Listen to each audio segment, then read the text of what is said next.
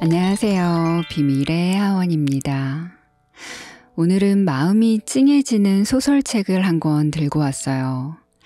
책을 읽는 내내 감동과 슬픔이 교차해서 눈물을 꾸역꾸역 참으면서 읽었는데 마지막 반전에서는 도저히 눈물을 참을 수가 없더라고요. 책을 다 읽고도 한동안 먹먹해진 마음을 추스르느라 힘들었습니다. 제가 오늘 들려드릴 책은 무라세 다케시의 세상의 마지막 기차역입니다. 무라세 다케시 작가님은 방송작가로 활동하시다가 특유의 입담과 재미난 이야기를 만들어내는 재능을 살려서 소설가로 전향하셨다고 해요. 현실과 판타지를 자유자재로 넘나들면서 몰입도 높은 이야기로 웃음과 감동, 슬픔과 재미를 선사하는 이야기 장인으로 소개되어 있는데요. 이번에 세상의 마지막 기차역으로 처음으로 한국 독자들과 만나게 됐다고 합니다. 세상의 마지막 기차역은 만일 불의의 사고로 사랑하는 사람을 잃은 사람들이 시간을 되돌려 그들을 만날 수 있다면? 이라는 판타지 설정에서 시작된 소설이라고 하는데요. 옴니버스 형식의 4가지 에피소드로 구성되어 있습니다. 저는 오늘 그중 한 가지 에피소드를 여러분께 들려드리려고 합니다. 무라세 다케시 작가님의 세상의 마지막 기차역. 지금부터 들려드릴게요. 가마쿠라시의 봄내음을 머금은 바람이 불어오던 그날, 급행열차 한 대가 선로를 벗어났다. 도힌철도 가마쿠라선 상행열차였다. 맹렬한 속도로 궤도를 이탈한 열차는 가마쿠라 이키타마 신사이 도리이를 스친 다음 산간 절벽 아래로 떨어졌다. 승객 127명 중 68명이 사망한 대형 사고였다. 탈선 사고가 일어나고 2달쯤 지났을까? 심야에 유령 열차 한 대가 가마쿠라선 선로 위를 달린다는 소문이 나돌기 시작했다.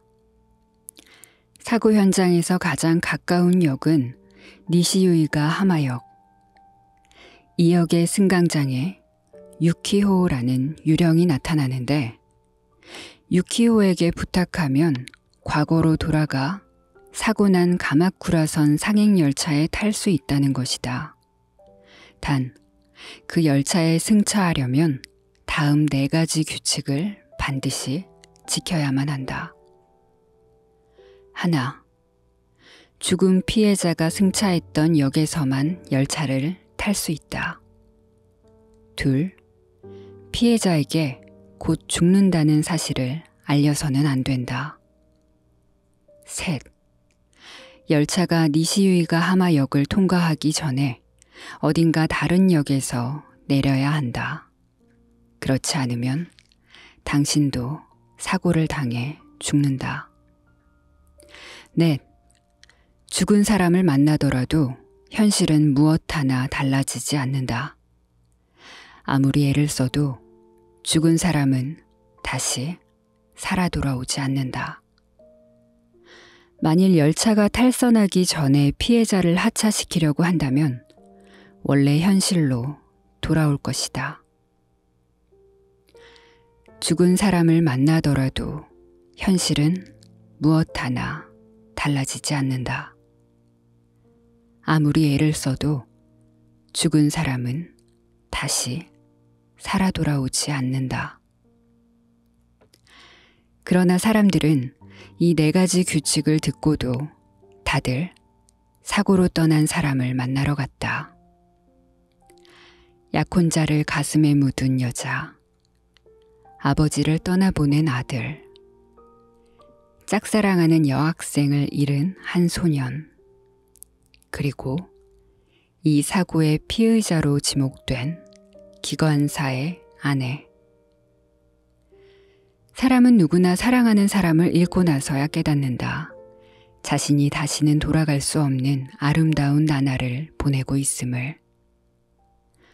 만일 불의의 사고로 세상을 떠나게 된 사랑하는 사람을 다시 한번 만날 수 있다면 당신은 그에게 무슨 말을 전하겠는가? 테이블 외벽을 때리며 퍽이 우리 팀 골문을 뚫었다. 머리 위에 놓인 점수판을 보니 8대 8에서 8대 9로 바뀌었다. 이런 젠장. 한 팀인 하케타야마 앞에서 보란 듯이 손에 쥔 하키 스틱을 테이블 위로 내던졌다. 하지만 속으로는 조금도 분하지 않았다. 이기든 지든 아무래도 상관없었다. 사수인 하케타야마에게 내가 이 에어하키 게임에 얼마나 최선을 다하고 있는지만 보여주면 그만이다. 출구로 돌아온 퍽을 다시 테이블 위에 올렸다. 구멍에서 뿜어져 나오는 바람 때문인지 테이블 위에 둥둥 뜨는 퍽을 스틱으로 치자 힘이 과했는지 퍽이 테이블 밖으로 떨어져 버렸다. 아, 죄송합니다. 머리를 긁으며 볼링장 쪽으로 굴러간 퍽을 주우러 갔다. 아, 빨리 집에 가고 싶다. 숨만 같이 쉬어도 기가 빨리는 사람과 에어하키를 하고 있자니 흥이 안 오르는 게 당연하다. 게다가 우리 팀의 경쟁 상대는 거래처 윗선들이다. 하타케야마랑 한편인 것도 스트레스가 이만저만이 아닌데 접대까지 해야 하니 정말 죽을 맛이었다. 내가 주워온 퍽을 하케타야마가 빼앗다시피 낚아챘다. 꼴도 보기 싫다고 내게 온몸으로 말하는 것만 같았다. 하타케야마는 퍽을 테이블 위에 올리고 오른쪽 외벽에 시선을 고정했다. 그쪽으로 보내 튕겨서 넣나 싶었더니 돌연 상반신을 틀어 스틱의 궤도를 바꿨다. 직선 스매시가 상대편 골문을 향해 날아갔다. 골! 우리 팀 점수가 9로 바뀐 걸 확인하자마자 하타케야마보다 한 발 앞서 고함을 내질렀다. 기막힌 페인트 모션이었습니다. 라며 마음에도 없는 사탕 발림을 짓거렸다. 하타케야마의 입가에 미소가 번졌다. 하지만 검정 안경테 너머의 눈은 무표정했다. 이 자식 알랑거리고 있네. 마치 그의 얼굴이 그리 말하는 것 같았다. 매치 포인트! 이쪽은 열전을 벌이고 있네요. 옆에서 먼저 게임을 끝낸 사람들이 우리 테이블을 둘러쌌다. 회사에서 같은 부서에 배속된 6명의 신입사원 동기들이다. 괜히 긴장해서 표정이 굳어졌다. 입사하고 나서 지난 2-달 동안 실수를 연발하며 모두의 눈총을 받았던 탓에 노이로제에 걸릴 지경이다. 동기들이 본다고 생각하니 갑자기 오른손이 떨려왔다. 하키스틱에 힘이 너무 들어가 내가 막아낸 퍽이 테이블 밖으로 튕겨나갔다. 모두의 시선이 내 몸에 꽂히는 것을 느끼며 퍽을 주워들었다. 나는 다시 한번 심기일전하고 매달렸다. 힘을 조절해서 스틱으로 치자 멀어져 가던 퍽이 멋진 원을 그리며 상대편 골문에 꽂혔다. 아싸! 사람들 앞에서 점수를 낸 게 기뻐서 마음껏 승리의 포즈를 취했다. 동기들도 모두 박수를 쳐주었다. 그런데 하타케야마는 달랐다. 잠깐 나 좀 보자. 사카모토 유이치, 너희들도 따라와. 거래처 사람들이 화장실에 간 틈을 타 하타케야마가 볼링장 쪽 계단으로 나와 동기들을 불러냈다. 너 말이야, 사카모토. 이게 접대라는 건 알지? 네. 접대의 목적은 상대방을 즐겁게 해주는 거다. 오늘 술판을 버리고 볼링까지 친 것도 다 저 사람들한테 점수를 따기 위해서란 말이다. 에어하키도 마찬가지고. 안 그래? 하타케야마가 내 가슴을 쿡쿡 찌르면서 닦아 세웠다. 우리가 이기면 어쩌자는 거냐? 어? 공을 저쪽에 돌려야지. 아까 내가 눈짓으로 신호까지 보냈잖아. 승계참에 우두커니 선 채 꿔다 놓은 보리자루처럼 입도 뻥끗하지 못했다. 어이 다가노, 넌 어떻게 생각하냐? 하타케야마가 동기인 다가노에게 말을 돌렸다. 하타케야마는 우리 둘을 맡은 사수였다. 제가 만약 사카모토와 같은 입장이라면 일부러 저드립니다. 다가노는 가늘고 긴 눈으로 그를 똑바로 쳐다보며 망설임 없이 대답했다. 내 말이 그 말이다. 다가노, 내가 입사 7년 만에 이렇게 분위기 파악 못하는 놈은 진짜 오랜만에 만났다니까. 하타케야마는 혀를 끌끌 차더니 거래처 사람들이 화장실에서 돌아오자 한 잔 더 하러 가셔야죠. 라며 찰싹 달라붙었다. 프리미엄 프라이데이라서 일찍 마쳤으니까 한 잔 더 걸치고 가야지. 이번엔 다트바다.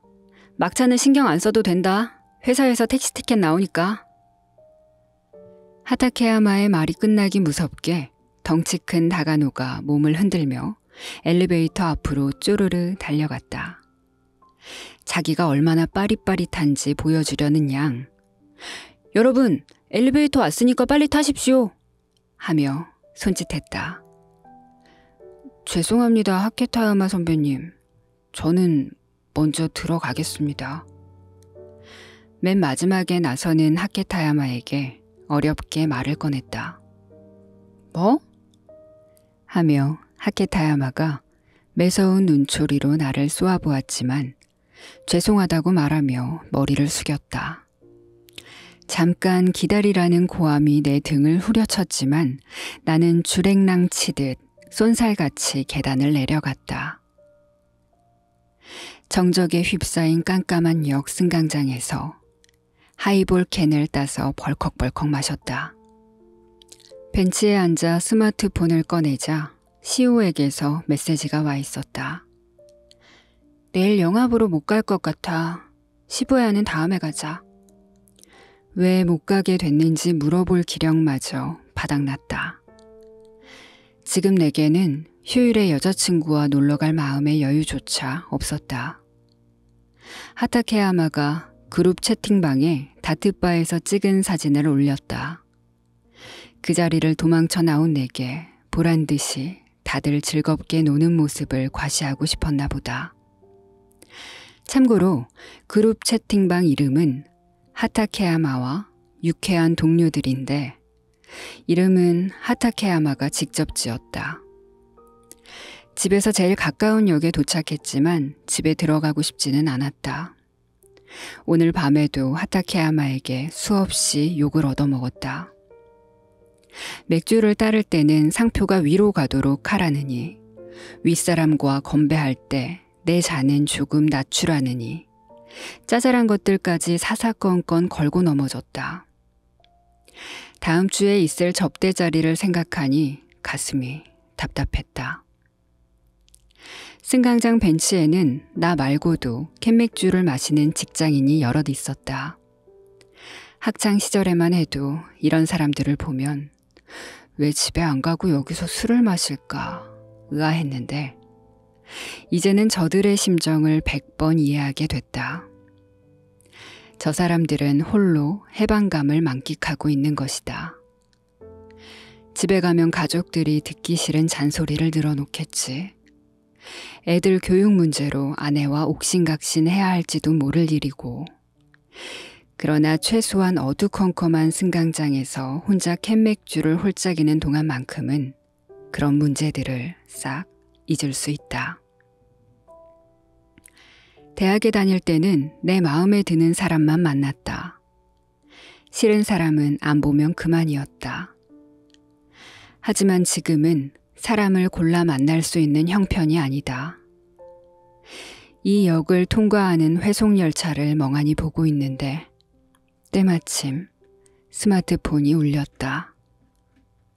발신이는 대학 시절 몸담았던 테니스 동아리 친구였다. 받기 싫었지만 전화벨이 계속 울려서 마지못해 통화 버튼을 눌렀다. 여보세요? 사카모토 유이치? 오랜만이다. 잘 지내지? 당연히 잘 지내지. 지금 회사 동기들과 다트바에 왔는데 이거 진짜 재밌네. 주위 사람에게 말소리가 들릴까봐 자리에서 일어났다. 유이치, 너희 회사 마루노우치라고 그랬지? 그래. 마루노우치에 있는 고층 빌딩. 근데 어쩐 일이냐? 아니, 요즘 너랑 연락이 통 안 되더라고. 다음에 동아리 사람들끼리 모여서 한잔할 생각인데 너도 오면 좋겠다 싶어서. 미안. 요즘 하루가 멀다 하고 회식이라서 시간이 안 나. 종합상사는 진짜 딴 세상이거든. 밤마다 값비싼 요리를 공짜로 먹여준다니까. 시오랑은 아직 사귀지? 물론이지. 우리가 왜 헤어져? 내일도 시부야에 쇼핑하러 가기로 했어. 미안. 내가 다트 던질 차례라서. 이만 끊을게. 또 연락하자. 적당히 받아치고 허둥지둥 전화를 끊었다.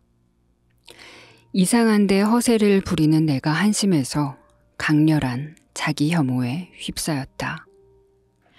대학을 졸업할 무렵 동아리 친구들 앞에서 난 너희보다 성공할 거야. 누구 연봉이 더 높은지 어디 두고 보자고. 라며 호기롭게 외쳤다.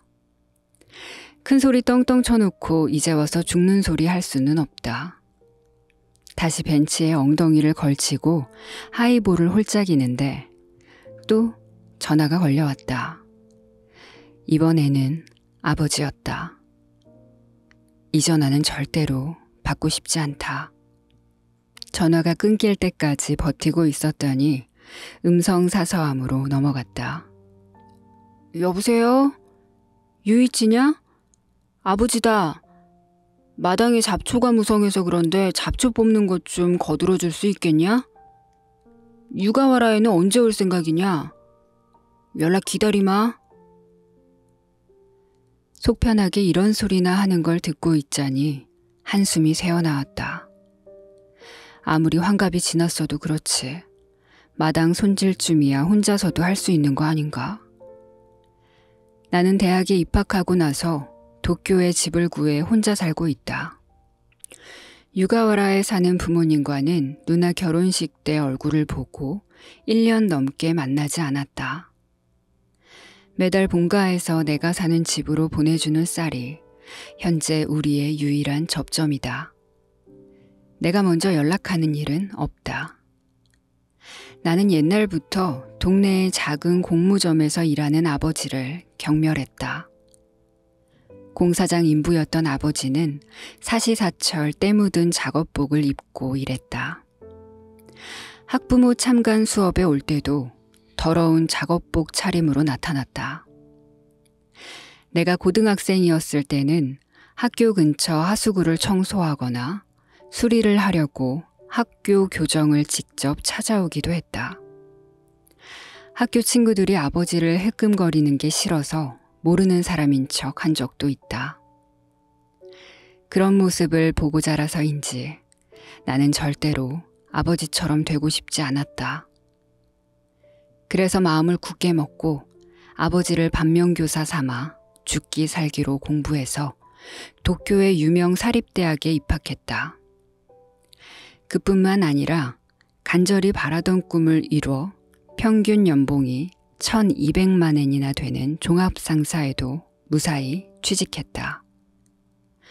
하지만 지금은 요 모양 요 꼴이다. 학생 때와는 180도 달라진 처지에 날마다 내가 얼마나 무능한 인간인지 절실히 깨닫고 있다. 또다시 보내온 다트바 사진을 보자 기분이 확 가라앉았다. 사무실 안에 울려 퍼지는 시끄러운 전화벨 소리가 귀를 때렸다. 심장은 벌렁거리고 긴장한 몸은 돌처럼 굳었다. 나는 사무실 전화를 받는 게 끔찍하게 싫었다. 누가 받아주기를 내심 바랐지만 다들 업무에 쫓기고 있었다. 자리가 제일 가깝다는 이유만으로 내가 전화를 받아야 했다. 네, 야마노 상사 식품자재부 사카모토입니다. Hello, this is John Clemens from World Food Corporation. 유창한 영어 발음을 들으며 나는 점점 쪼그라졌다. 종합상사인 만큼 해외 거래처가 많아 외국인에게서 수시로 전화가 걸려온다. 신입사원 연수 때 영어로 전화 받는 연습을 여러 번 반복했지만 아직도 적응되지 않는다. I'm sorry. Who is speaking? 당황한 나머지 상대방의 이름을 놓쳤다. 전화한 상대가 한 번 더 자기 이름을 읊어주긴 했지만 목소리에 가시가 돋쳐 있었다. 식은땀을 닦으며 나사가 몇 개 빠진 사람처럼 횡설수설하고 말았다. Sorry, 미스터 존 클레먼스. How can I help?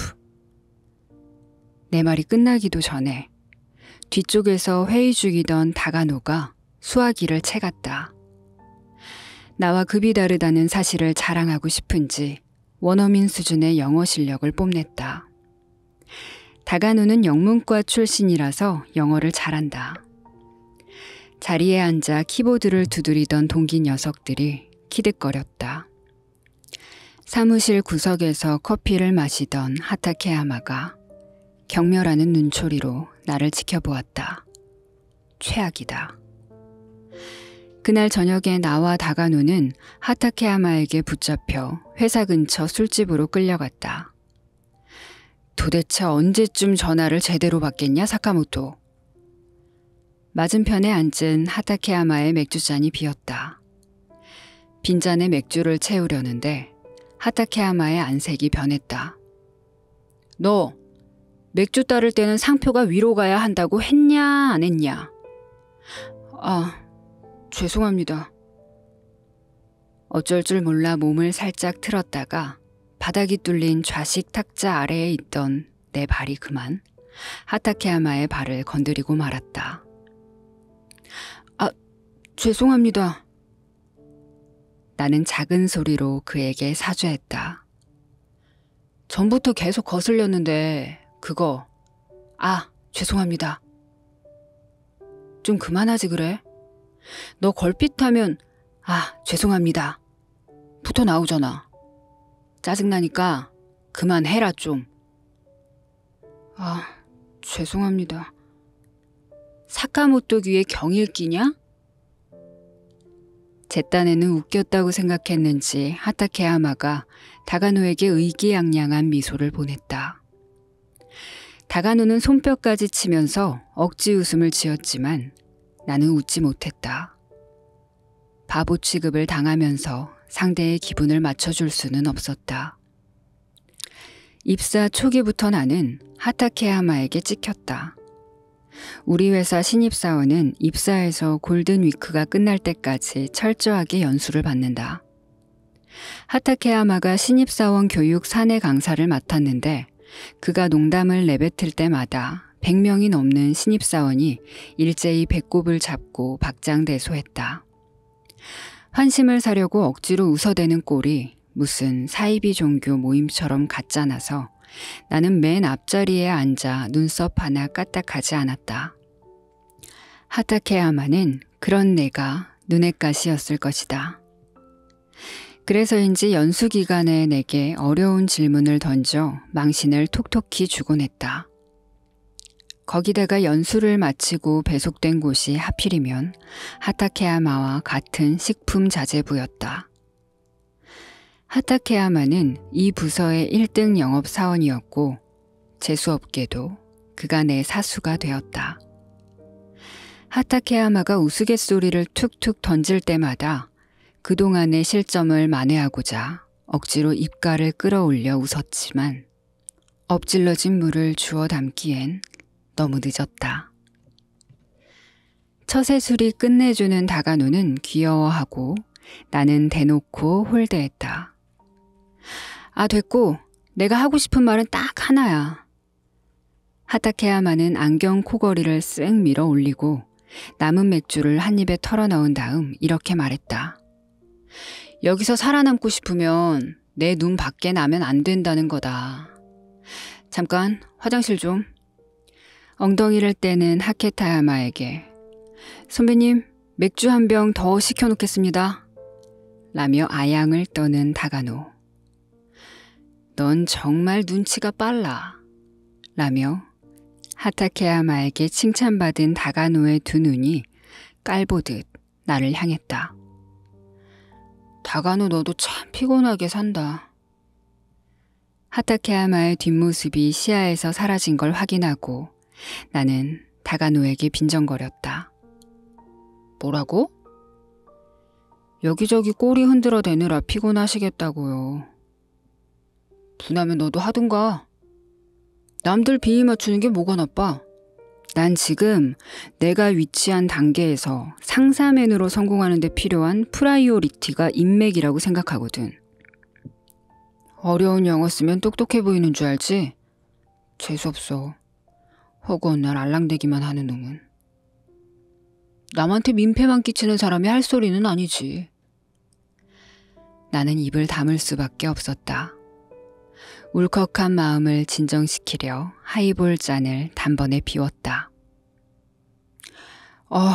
다가노 그 자식은 진짜 비호감이라니까.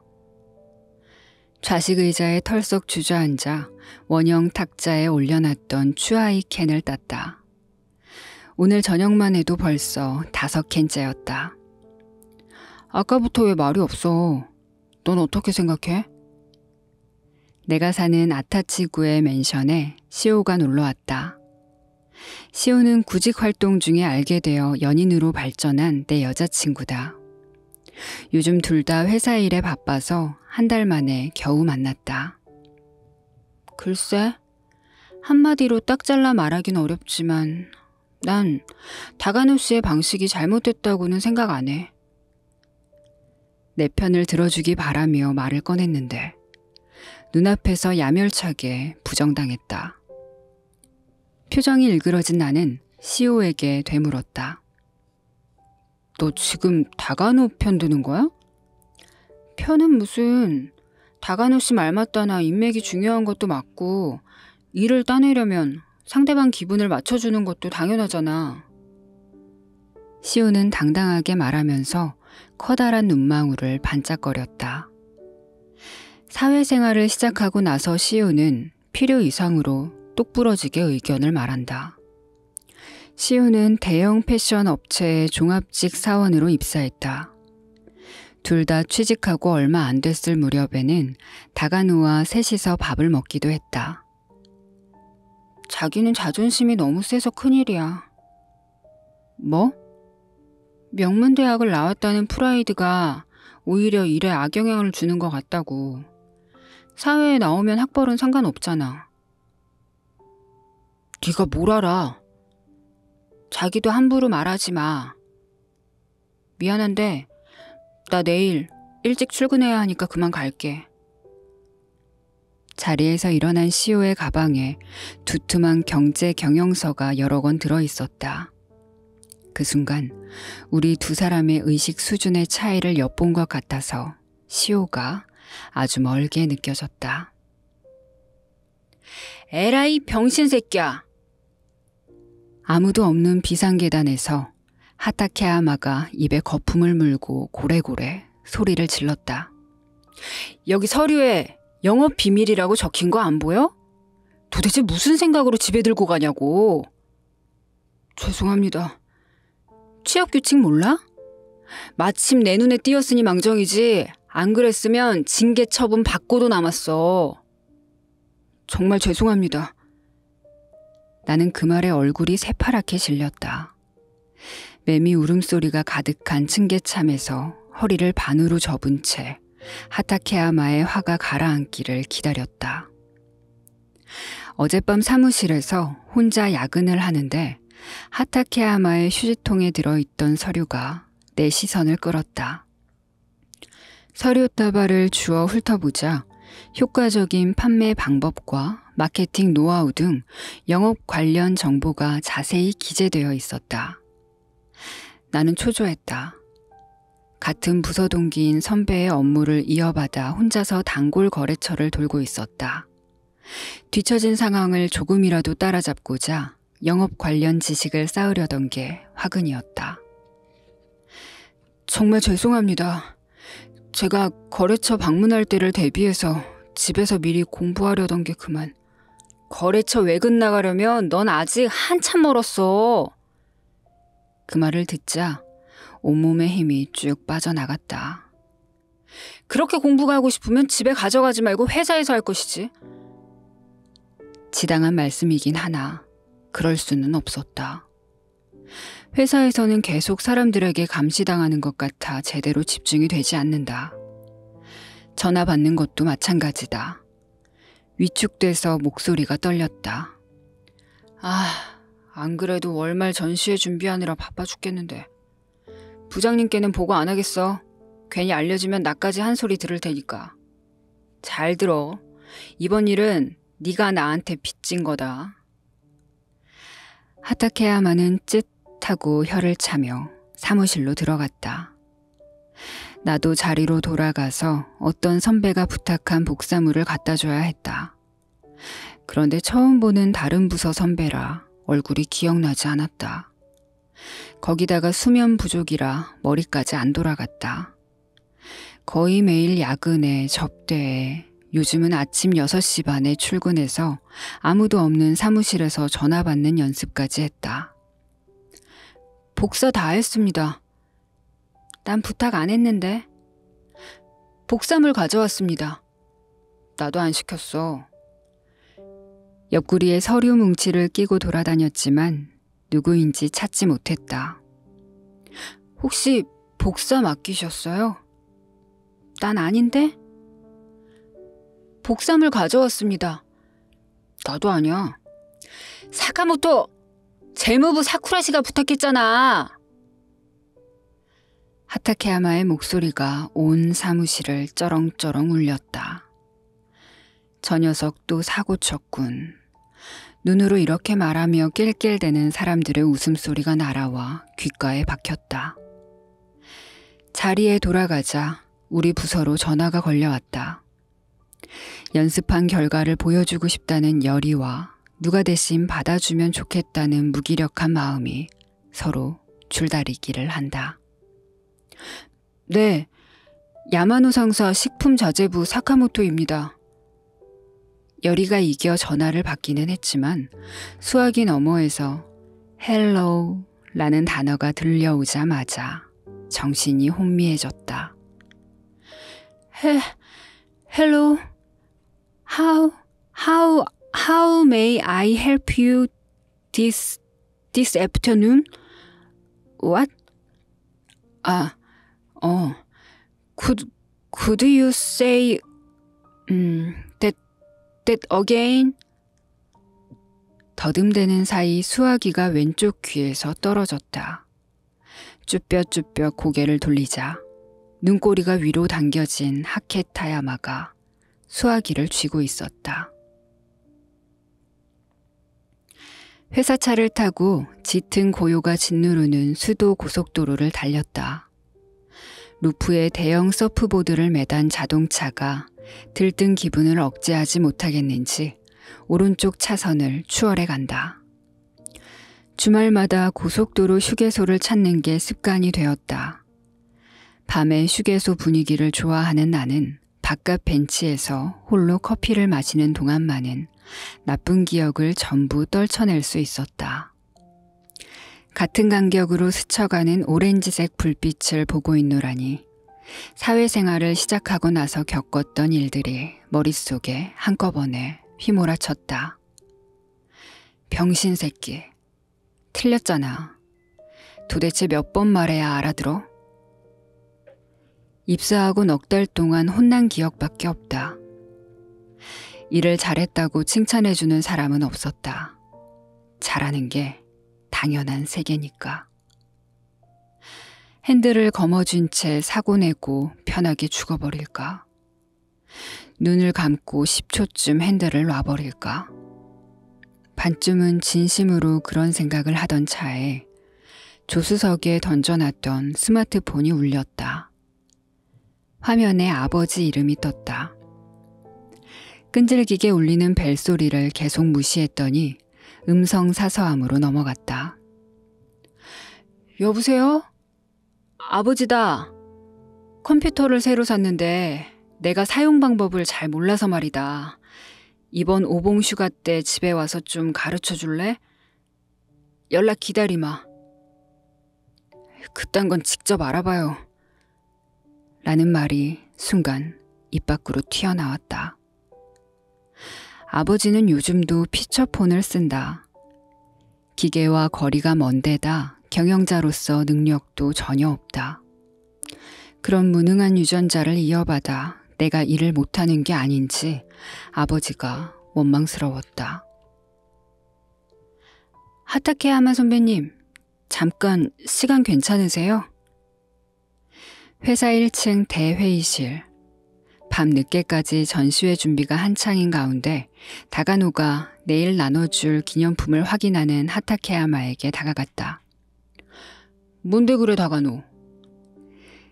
내일 전시회 끝나고 참가자 명함과 설문지를 스테이플러로 같이 찍어두면 어떨까 싶어서요.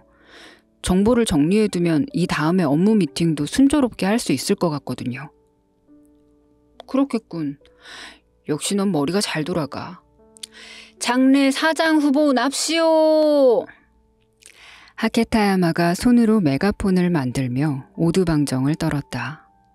다가노는 과찬이십니다. 선배님이 주최하신 기획에 먹칠은 안 해야 할 텐데요. 하고 겸손을 가장한 아첨을 날렸다. 나는 다가노처럼 먼저 나서서 의견을 내려는 의욕이 생기지 않는다. 하타케야마가 막 사수가 됐을 쯤 적극적으로 행동해라 라는 말을 듣고 스스로 알아서 처리했다가 쓸데없이 나대지 마 라며 된통 깨졌다. 그 후로 지시나 기다리는 소극적인 사원이라는 야유를 듣기도 했지만 지금은 오히려 이쪽이 속 편하다. 나는 눈에 띄지 않도록 구석에서 종이컵 개수를 확인했다. 내일은 마루노 우치에 있는 거래처에 가서 출장 전시회를 연다. 홈센터 체인을 운영하는 기업인데 그쪽 미팅룸에 우리 식품 자재부가 구매한 물품을 전시하는 것이다. 우리 회사에서 전부 준비한 다음 내일 아침 소형 트럭에 물건을 실어 가져가기만 하면 된다. 시오는 잘 지내? 시식대 쓸 종이 접시를 세고 있는데 다가노가 옆에 와서 섰다. 오봉 때는 어디 놀러 갔다 왔어? 네가 알아서 뭐하게. 요즘 들어 시오는 얼굴도 못 봤다. 휴일에 만나자고 연락할라 치면 세미나 들으러 간다며 그녀가 번번이 퇴짜를 놨다. 메시지는 자주 주고받지만 어쩐지 대화가 겉도는 느낌이다. 벌써 11시라니. 하타케야마가 비싸 보이는 손목시계로 눈을 돌렸다. 자, 오늘은 여기서 끝내자. 내일도 일찍 출근해야 하고 자질구레한 작업은 현장에 가서 하면 되니까. 너희들은 그만 들어가도록 해. 동기들이 먼저 들어가겠다고 인사하며 하나둘 자리를 떴다. 나도 그만 가보려는데 하타케야마가 사카모토, 넌 잠깐 좀 남아. 할 얘기가 있어. 라며 불러 세웠다. 다들 나간 걸 확인하더니 하타케야마가 회의실 안쪽으로 나를 불렀다. 하타케야마는 뭐가 못마땅한지 얼굴을 팍 구긴 채 바닥에 놓인 간판을 발로 쓱 밀쳤다. 내일 전시회장에 걸려고 폼보드에 시트를 덧대 만든 간판이었다. 그런데 가로로 긴 직사각형 중앙이 움푹 파여 있다. 폼보드가 갈라지면서 글자가 적힌 시트도 쭈글쭈글해졌다. 이거 네가 그랬지? 하타케야마가 내게 눈을 부라렸다. 네? 네가 밟았잖아. 아닌데요. 얼굴 앞에서 손을 휘휘 저었지만 하타케야마는 나를 계속 몰아붙였다. 이런 짓 할 놈이 너밖에 더 있어? 하며 내 가슴을 쿡쿡 찔렀다. 그때 하타케야마의 오른쪽 바지 끝에 묻은 스티로폼 알갱이가 내 시선을 붙잡았다. 나는 그냥 지나치지 않았다. 억울하게 쓴 누명을 참을 수 없어서 용기를 내 어렵사리 입을 열었다. 하타케야마 선배님이 그런 거 아닙니까? 내가 그랬다 쳐. 그럼 어쩔 건데? 하타케야마가 태도를 바꾸며 차갑게 내뱉었다. 기가 막혀 입을 다물었더니 그의 인매에 묘한 웃음기가 걸렸다. 너 집에 대회비 문서 가져갔었지? 그건 중재야. 물론 내가 너를 맡은 사수니까 나한테도 책임은 있겠지만 아무리 신입사원이라서 뭘 몰라도 그렇지. 하는 일마다 실수투성인 걸로 모자라 대회비 문서까지 밖으로 빼돌렸다고 하면 회사도 더는. 끝까지 듣지 않아도 이 사람이 무슨 말을 하려는지 이해했다. 이 간판은 내가 부쉈다고 하라는 거다. 자기가 이겼다는 양 큰소리치는 그의 얼굴이 그렇게 말하고 있었다. 분하다 못해 참담했다. 이런 인간이 내 사수라는 사실이. 영업 실적이 톱이라는 이유로 이런 인간을 내버려 두는 회사가. 쓰레기네요, 당신. 한마디 툭 뱉어주고 옆에 있던 카달로그 스탠드에 주먹을 날렸다. 등 뒤에서 악다구니가 들려왔지만 무시하고 회사를 빠져나왔다. 역에 도착해 자판기에서 캔맥주를 뽑았다. 푸념을 들어줄 사람이 필요해서 벤치에 앉아 한 손에 맥주를 들고 다른 한 손으로 CEO에게 전화를 걸었다. 미안, 지금 회사 사람들이랑 볼링 치러 왔어. 스마트폰 너머에서 웃고 떠드는 소리가 들려왔다. 뭐해 시오? 네 차례야. 남자 직원이 시오를 부를 때 그녀의 성이 아니라 이름을 부르는구나. 시오가 회사 동료들과 원만하게 지내는 걸 보니 내 신세가 한없이 처량하기만 했다. 용건을 꺼내기도 전에 전화는 끊기고 화면에 메시지 알림이 떴다. 침울한 얼굴로 채팅 앱을 열자 하타케야마와 유쾌한 동료들이 시끌벅적했다. 하타케야마 선배님, 오늘 수고 많으셨습니다. 내일도 파이팅입니다. 하타케야마 선배님, 오늘도 여러모로 감사했습니다. 내일도 잘 부탁드립니다. 감사 인사 먼저 하기 경쟁이라도 붙은 듯 쉴 새 없이 메시지가 이어졌다. 이어서 하타케야마가 답장을 보내왔다. 다들 수고 많았다. 그나저나 간판이 부서졌던데 누가 밟았어? 아무렴 어때? 난 사랑하는 후배가 부장님께 혼나는 건 싫거든. 업체에 다시 주문하기는 늦었으니까 이번 건은 내가 망가뜨린 걸로 하고 부장님께 한 소리 듣지 뭐. 내일은 아침 6시 30분에 집합이다. 이번에는 간판이 없으니까 더 잘 부탁한다. 하타케야마가 답장을 보내기 무섭게 역시 하타케야마 선배님, 자상한 우리 하타케야마 선배님 하며 속속 동기들의 메시지가 도착했다. 몸도 마음도 너덜너덜해진 나는 비틀비틀 걸으며 막차에 올라탔다. 내 옆에는 지쳐 보이는 직장인이 손잡이를 잡고 서 있다. 대학 생활을 만끽하던 시절에는 녹초가 된 직장인을 보면 타성에 젖어 살아가는 별 볼 일 없는 인간이라고 생각했다. 하지만 지금은 다르다. 직장인은 대단하다. 불합리한 처우를 정신력으로 견뎌내는 그들은 괴물이다. 차창에 비친 내 모습을 바라보았다. 무능한 주제에 넥타이만 그럴싸하게 맨 꼴을 보니 헛웃음이 났다. 허허 벌판에 혼자 서 있는 듯한 고독감이 가슴을 꽉 움켜쥐었다. 칠흑 같은 어둠에 쌓인 창밖 풍경이 으스스하기까지 했다. 이대로 사회생활을 계속할 자신이 없었다. 술기운도 한몫 거들었는지 미래에 대한 막연한 불안감 때문에 콱 죽고 싶어졌다. 이튿날 아침 나는 회사에 가지 않았다. 다음 날도, 그 다음 날도, 또 그 다음 날도. 그 사이 CEO에게서 메시지가 왔다. 그만 만나자. 이불 밖으로도 못 나가는 내가 그녀에게 헤어지려는 이유를 물어볼 기력이 있을 리 만무했다. 짧게 알겠어 라는 답장을 보냈다. 나는 회사를 그만뒀다. 인수인계도 없이 호련히 사라지듯. 근속기간은 고작 5개월. 꿈에 그리던 상사맨 생활은 이렇게 막을 내렸다. 종합상사를 그만둔 나는 10월부터 도내 인재 파견 업체에서 일하기 시작했다. 원하는 직종은 사무였다.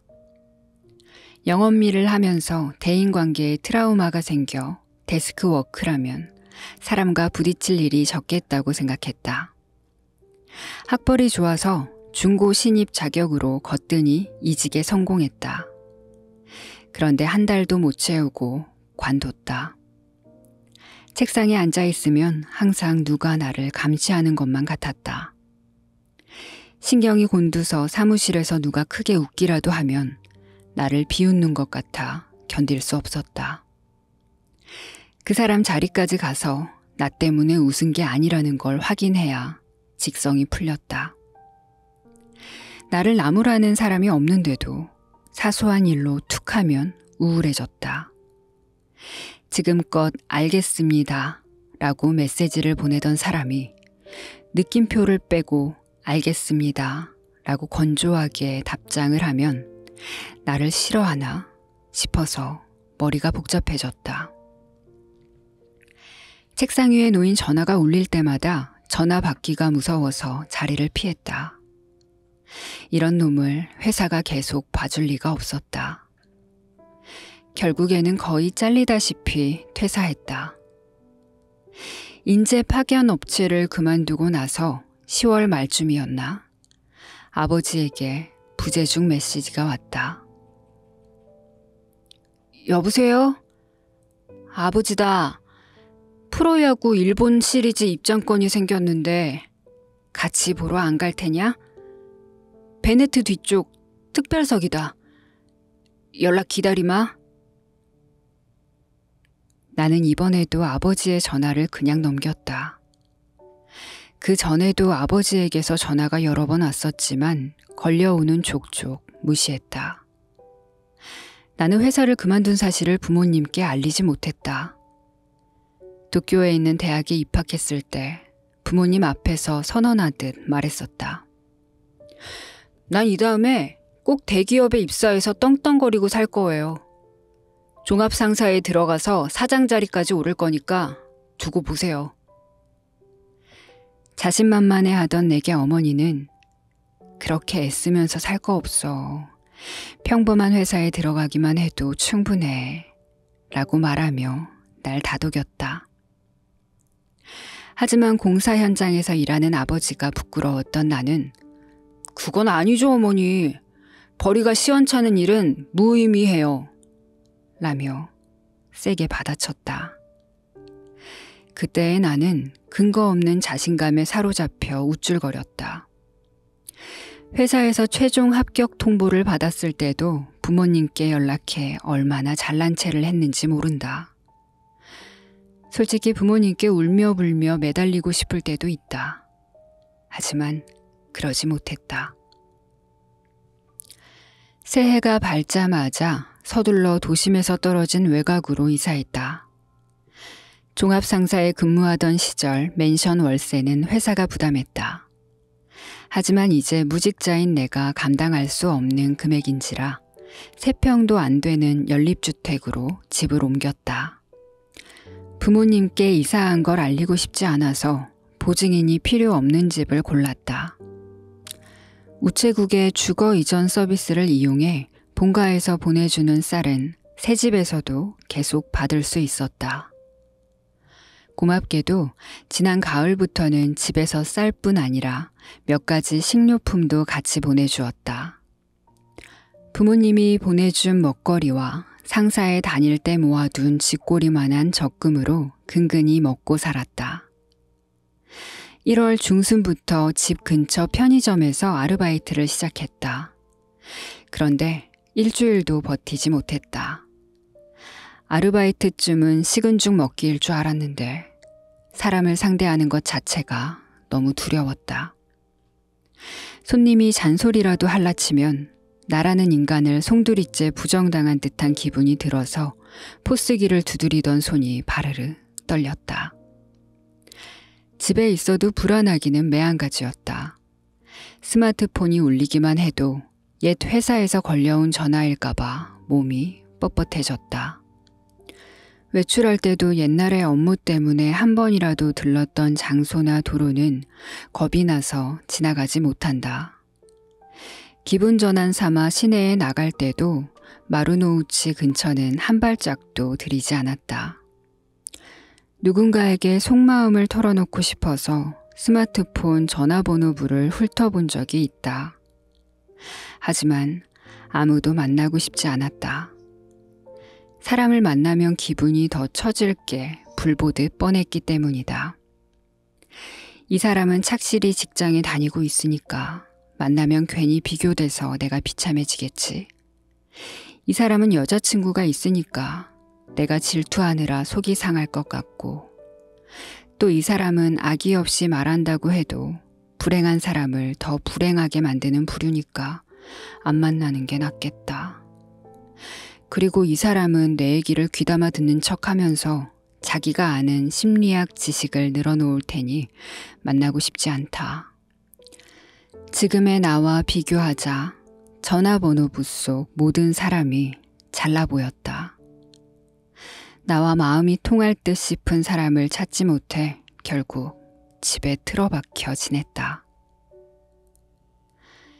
애도강 하천 부지에서 미지근한 돌풍이 불어왔다.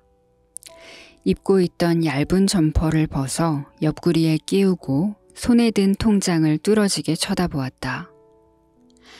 집 근처 대형 쇼핑몰에 설치된 ATM 기계로 통장 잔액을 확인하는 일이 일과의 하나였다. 1월 말에 간토노동 기준청 이름으로 20만 엔이 들어왔다. 사실 1년 이내에 퇴사한 신규 채용자는 실업급여를 받을 수 없다. 잘못 입금된 걸 알면서도 재차 입금되기를 기대했다. 하지만 세상은 그리 호락호락하지 않았다. 기적은 다시 일어나지 않았고 통장 잔고는 바닥나기 직전이었다. 싸구려 도시락이나 사서 돌아가려고 쇼핑몰 안으로 들어갔다. 토요일 저녁이라 가족 쇼핑객들로 복잡거렸다. 입구 앞 슈퍼에서는 식품을 할인하는 중이었는데 커다란 스테인리스 외건에 반값 스티커가 붙은 빵이 수북하게 쌓여 있었다. 어제 점심때부터 쫄쫄 굶었다.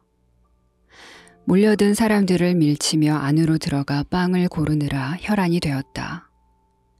내 옆에 있던 노인과 거의 동시에 두툼한 돈가스 샌드위치를 집었지만 내가 힘으로 빼앗았다.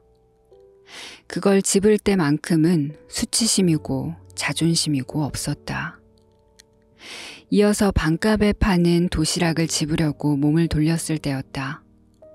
입구 쪽에서 시오가 걸어오는 모습이 보였다. 시오는 키가 큰 남자와 팔짱을 끼고 있었는데 그 모습이 행복해 보였다. 그런데 남자의 얼굴이 눈에 들어온 순간 심장이 멎는 줄 알았다. 시오 옆에 선 사람은 바로 다가노였다. 입사 초기에 다가노가 혼자 사는 자취방에 놀러 간 적이 있었다. 이 쇼핑몰에서 멀지 않은 위치였다. 너무 당황해서 여기가 어디인지조차 헷갈렸다. 얼마 안 남은 이성이 나를 인파 속으로 밀어넣었다. 두 사람은 슈퍼 맞은편에 있는 빵집으로 들어갔다. 한두 번 온 게 아닌지 자연스레 쟁반 하나를 들더니 집게로 거침없이 빵을 집어 담았다. 그 가게에서 파는 빵은 하나같이 300엔이 넘는다. 이 쇼핑몰에 올 때마다 고소한 빵 냄새가 코끝을 찔렀다. 언젠가 저 집 빵을 먹어보고 싶다고, 싸고 큰 빵 말고 작아도 맛있는 빵을 먹고 싶다고 매번 생각했었다. 통로를 사이에 둔 슈퍼 옆에서 나는 찌그러진 돈가스 샌드위치를 손에 쥐고 있었다. 연금으로 살아가는 노인에게서 빼앗은 하나에 90엔에 파는 돈가스 샌드위치. 깊이를 가늠할 수 없는 절망감이 가슴을 파고들었다. 고개를 숙인 채 그 자리에 서서 꼼짝도 할 수 없었다. 그때 갑자기 청바지 뒷주머니에 들어있던 스마트폰이 울렸다. 벨소리를 들으면 심장이 벌렁거려서 평소에도 진동으로 해둔다. 주머니 안에서 전해지는 떨림이 좀처럼 잦아들지 않았다. 하는 수 없이 꺼내보니 화면에 어머니 이름이 떠 있었다. 이제 될 대로 되라 싶었다. 문득 뻔뻔함에 가까운 감정이 치솟아 오랜만에 전화를 받았다. 유이치. 스마트폰 너머에서 어머니의 울음소리가 새어나왔다. 무슨 일이에요, 어머니? 아버지가 돌아가셨어. 네? 오늘 아침 탈선 사고로 아버지가 돌아가셨다고. 온갖 일이 한꺼번에 일어나 생각이 마구 뒤엉켰다. 당장 미나미 카마쿠라 체육관으로 오렴. 그 말을 듣자마자 정신없이 쇼핑몰 밖으로 뛰쳐나갔다. 큼지막한 파란색 시트가 체육관 출입구를 덮고 있었다. 경찰을 따라 문과 시트 사이로 몸을 집어넣었다. 코트로 연결되는 통로를 빠져나온 순간 분위기가 이질적으로 바뀌었다. 묵직하고 농밀한 공기가 내려앉은 그 공간은 말 그대로 울음바다였다. 유이치! 코트 구석에서 누나가 손짓하며 불렀다. 달려가자 어머니가 바닥에 앉아 흐느껴 울고 있었다. 바닥에 깔아놓은 매트 위에는 아버지가 누워 있었다. 생각보다 얼굴은 말끔했고 양복 재킷이 찢어지긴 했어도 눈에 띄는 외상은 없었다. 좀 전에 검안을 마쳤는데 장인어른이 머리를 세게 부딪히신 것 같대. 매형이 내 등 뒤에서 어깨에 손을 올렸다. 다행히 얼굴이 뭉개지지 않았거니와 지갑에 운전면허증이 들어있어서 신원을 금방 파악할 수 있었다는 말도 덧붙였다. 체육관으로 오던 택시 안에서 스마트폰을 통해 열차의 사고 소식을 접했다. 설마 아버지가 그 열차에 타고 있었다니. 바닥에 무릎을 꿇고 앉아 하늘을 보고 누운 아버지의 손을 잡았다. 왼쪽 손목에 채워진 시계 유리가 사고 당시의 충격을 말해주듯 산산이 조각나 있었다. 누나 결혼식이 마지막이었으니 아버지를 만난 건 2년 만이다. 오랫동안 얼굴을 보지 않았던 탓도 있어 이번 사고가 나와 상관없는 먼 나라 이야기인 것만 같았다. 일도 사생활도 궁지에 몰려 마음이 메말라 있었다. 잔혹하게도 온기를 잃은 아버지의 손을 한참 부여잡고 있었지만 눈물은 한 방울도 나오지 않았다. 내가 늘 앉던 승강장 벤치에 얼굴을 불쾌하게 물들인 직장인이 몸을 기대고 있었다. 내가 있을 자리를 빼앗긴 것 같아 짜증이 확 치밀었다. 아버지의 49제를 올리고 도쿄로 돌아왔다. 사고 뒤치닥거리는 누나가 맡았다. 나는 이때까지도 회사를 관둔 사실을 가족에게 숨겼다. 아버지 장례식이 끝나자마자 회사 일이 바쁘다는 핑계를 대고 서둘러 도쿄로 올라왔다. 됐다. 입사 지원서 완성! 벤치에 걸터앉아 추아이 한 캔을 홀짝이는 내 옆에서 면접용 정장을 입은 학생들이 입사 지원서를 작성하고 있었다. 취업 준비 더는 못 해먹겠어. 라며 투덜댔지만 다들 눈에서 빛이 났다. 그들은 눈부셨다. 나도 2년 전에는 이 학생들과 똑같은 눈빛을 하고 있었는데 입사 지원서를 쓰고 또 쓰느라 넌더리를 치면서도 1억엔을 벌고 말겠어 라며 기합을 불어넣었다. 그 시절을 회상하자 돌아가신 아버지에게 들었던 말이 생각났다. 취업 준비에 매달렸던 당시 아버지에게서 자주 전화가 걸려왔다. 면접용 정장부터 면접 매너 등등 자기가 알아낸 정보를 수화기 너머로 시시콜콜 알려주었다. 요즘 시대에 그런 정보는 마우스만 클릭하면 단번에 다 나온다. 강의 시간에도 모의 면접 연습을 거듭 진행했다. 나는 매번 아버지에게 나도 다 안다고요 라며 성질을 부렸다. 그래도 아버지는 물러서지 않았다. 야마노 상사 면접을 앞두고 전화를 안 받았을 때도 부재중 메시지에 회사 정보를 잔뜩 녹음해 두었다. 아버지다. 야마노 상사에 대해 여기저기 알아봤는데 너에게도 지금 알려주마. 직원 수는 3,500명, 그룹과 자회사까지 포함하면 5,000명이 넘는단다. 자본금은 1,300억엔이고. 그때는 민폐도 그런 민폐가 없다고 생각했다. 하지만 아버지 나름대로 아들을 걱정해서 한 행동이었다. 다 지난 일인데 이제 와서 아버지께 죄송한 마음이 들었다. 언덕 저편에서 숨막히게 짙은 유황 냄새가 바람을 타고 날아왔다. 질비한 목조 여관을 곁눈질하며 유카타를 차려입은 관광객과 스치듯 언덕을 올랐다. 5월의 어느 날 나는 남아도는 시간을 주체할 수 없어 유가와라에 왔다. 사방이 산으로 둘러싸인 온천 마을은 어릴 때 보던 모습 그대로였다. 어린 시절을 추억하듯 그때 놀던 장소를 돌아다녔다.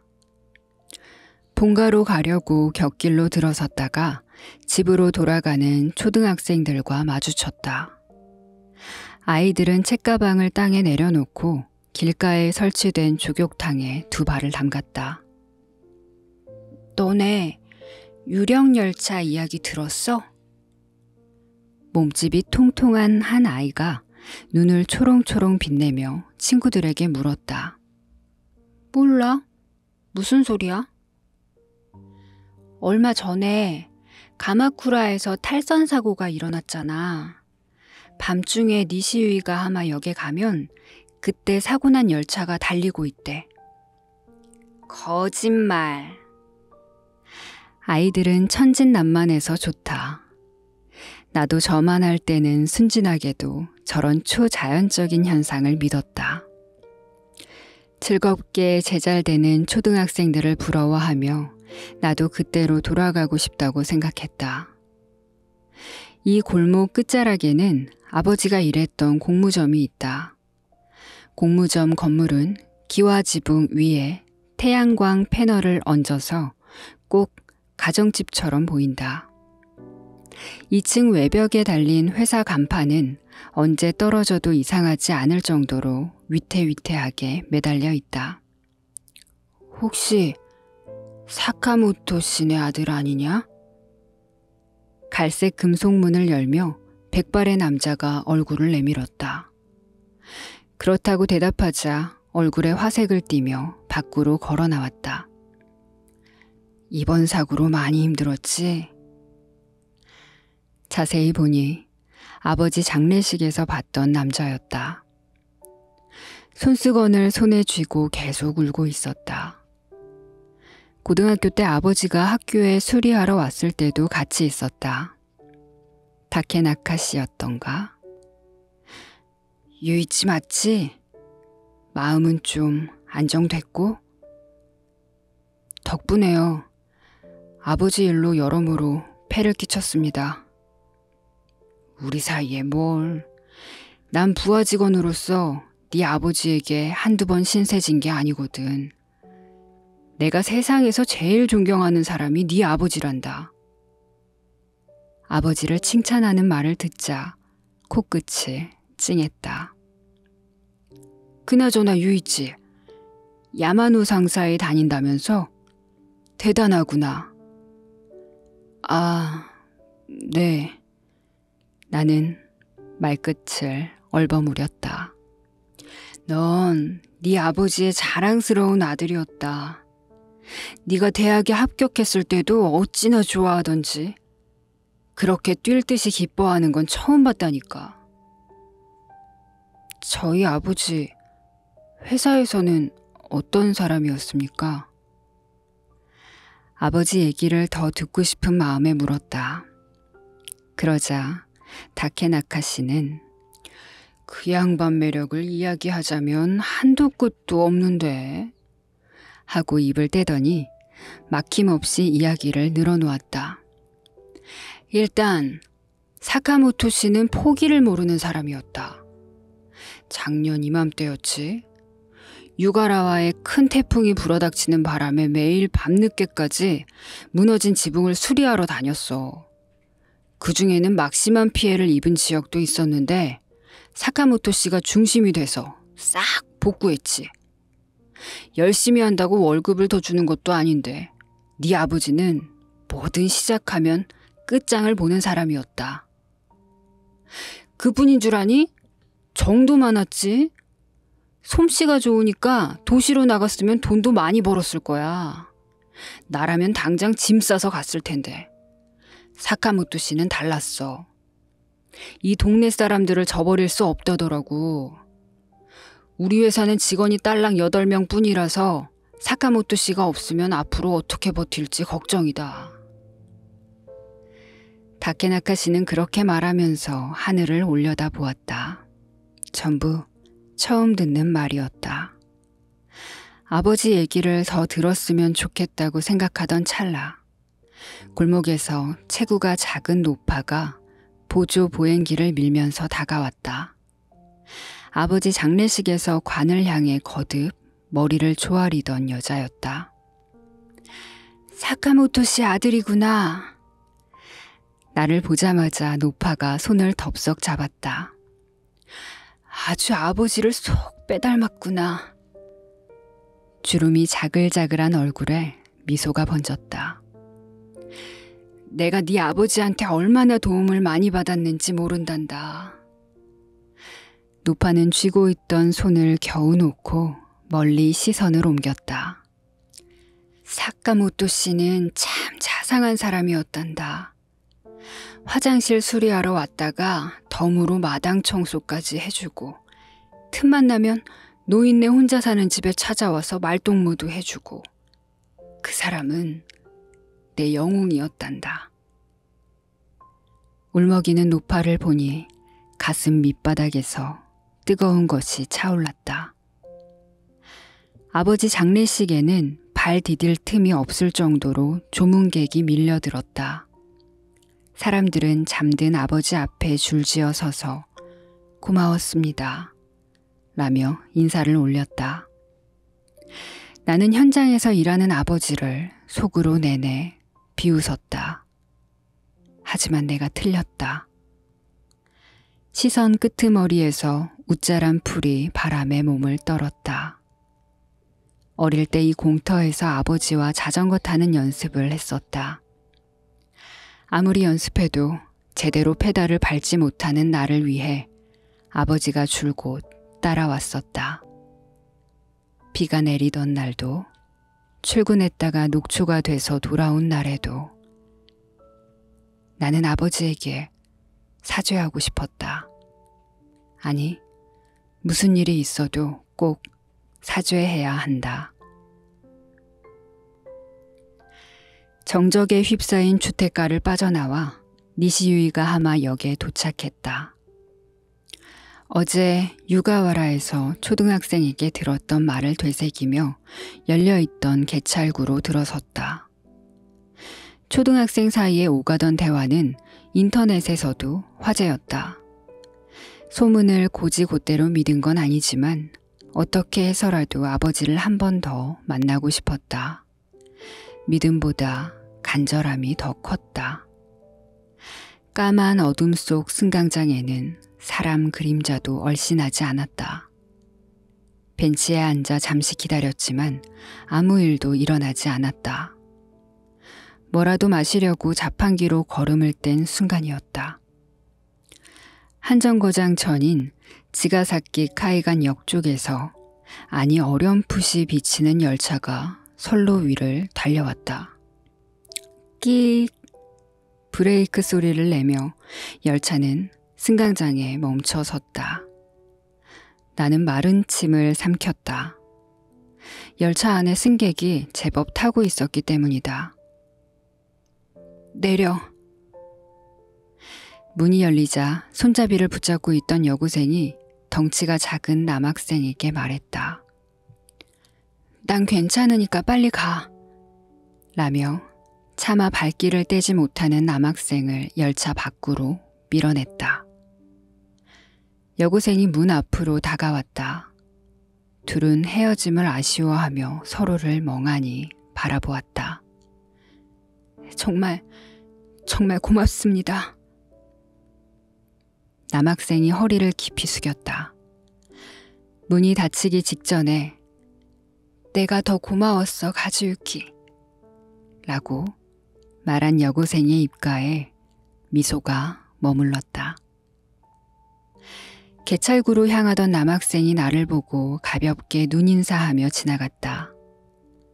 스쳐 지나가던 그는 울어서 눈은 퉁퉁 부었는데도 그 얼굴에는 뭔가 만족스러운 듯 미소가 번져 있었다. 당신도 유령열차 타고 싶어? 사라진 남학생과 교대하듯 세일러복을 입은 여자가 승강장 안쪽에서 내게로 걸어왔다. 너 유령이야? 잘 부탁해. 그녀는 무람없이 반말로 인사를 건넨 다음 익숙하게 다음 말을 이었다. 방금 지나간 열차가 지난 3월에 탈선 사고가 났던 그 열차라는 것. 사고로 인해 마음에 맺힌 게 있는 사람 눈에만 보이는 열차로 이 열차를 타면 죽은 사람과 다시 한번 만날 수 있다는 말도 했다. 다만 그녀는 강조하듯 그렇게 운을 뗀 다음 유령 열차에 오르는 데 필요한 4가지 규칙을 늘어놓았다.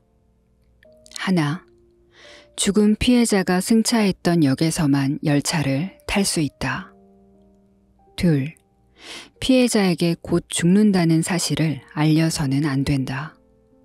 셋, 열차가 니시유이가 하마역을 통과하기 전에 어딘가 다른 역에서 내려야 한다. 그렇지 않으면 당신도 사고를 당해 죽는다. 넷, 죽은 사람을 만나더라도 현실은 무엇 하나 달라지지 않는다. 아무리 애를 써도 죽은 사람은 다시 살아 돌아오지 않는다. 만일 열차가 탈선하기 전에 피해자를 하차시키려고 한다면 원래 현실로 돌아올 것이다. 여자의 설명이 끝나자마자 선로 저 너머에서 굉음이 들려왔다. 어딘가 다른 역에서 내리지 않으면 당신도 저렇게 돼. 라며 여자가 짓궂은 웃음을 보였다. 현실이 하나도 바뀌지 않아도 괜찮다면 내일 밤에라도 피해자가 열차를 탔던 역으로 가면 돼. 그리고 자그마한 가슴 앞에서 팔짱을 끼더니 여자가 눈에 힘을 줬다. 제발 승객을 하차시키는 집 많은 삼각일. 지난번에도 웬 여자가 죽은 약혼자를 데리고 내리려 했었거든. 나는 마음을 굳혔다. 돌아가신 아버지가 다시 살아 돌아오지 않아도 괜찮다. 현실이 전혀 달라지지 않아도 상관없다. 나는 한 번만 더 아버지를 만나고 싶다. 숨죽인 니시유가와라 역은 짙은 어둠에 갇혀 있었다. 후드티 주머니에서 스마트폰을 꺼내 시간을 들여다봤다. 그때 돌연 승강장 일대에 빛이 쏟아지기 시작했다. 한밤중을 표시하던 스마트폰 화면이 느닷없이 오전 10시 23분으로 바뀌었다. 그러나 갑자기 찾아온 아침 풍경에 넋을 놓고 있을 겨를이 없었다. 맨 안쪽 벤치에 아버지가 앉아 있었기 때문이다. 아버지는 오래전부터 써왔던 낡아빠진 수첩을 펼친 채 뭐라고 끼적이고 있었다.